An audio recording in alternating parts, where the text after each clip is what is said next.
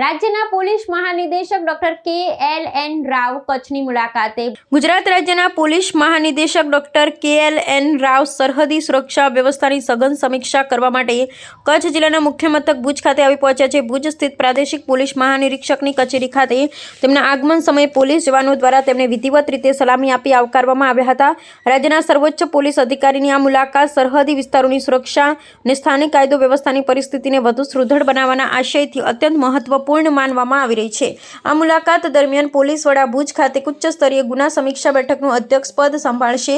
આ અગત્યની બેઠકમાં પશ્ચિમ કચ્છ, પૂર્વ કચ્છ, બનાસકાંઠા, પાટણ અને થરાદ વિસ્તારના જિલ્લા પોલીસ અધિક્ષકો વિશેષ રૂપે ઉપસ્થિત રહેશે અને પોતાના વિસ્તારોની ગુનાહિત પ્રવૃત્તિઓ અંગે વિસ્તૃત અહેવાલ રજૂ કરશે।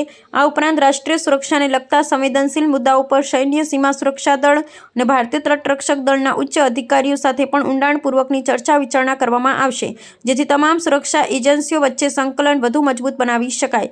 સમીક્ષા બેઠકો પૂર્ણ કર્યા બાદ પોલીસ મહાનિદેશક કચ્છના અંતરિયાળ સરહદી ગામડાઓની પ્રત્યક્ષ મુલાકાત લઈ જમીની સ્તરની સુરક્ષા વ્યવસ્થાનો તાગ મેળવશે। વિશેષ કરી રાષ્ટ્રીય સુરક્ષાની દ્રષ્ટિએ અત્યંત સંવેદનશીલ ગણાતા જખૌ અને પિંગલેશ્વર જેવા ખુલ્લા દરિયાકાંઠાના વિસ્તારોનું તેઓ બારીકાઈથી નિરીક્ષણ કરશે। આંતરરાષ્ટ્રીય જળસીમા ધરાવતા આ વિસ્તારોમાં ઘૂસણખોરી અને દાણચોરી અટકાવવા માટે અત્યાર સુધી લેવાયેલા પગલાઓની સમીક્ષાની સાથે તેઓ સ્થાનિક સુરક્ષા દળોને આગામી સમયમાં સંભવિત પડકારોનો સામનો કરવા માટે જરૂરી માર્ગદર્શન પણ પૂરું પાડશે।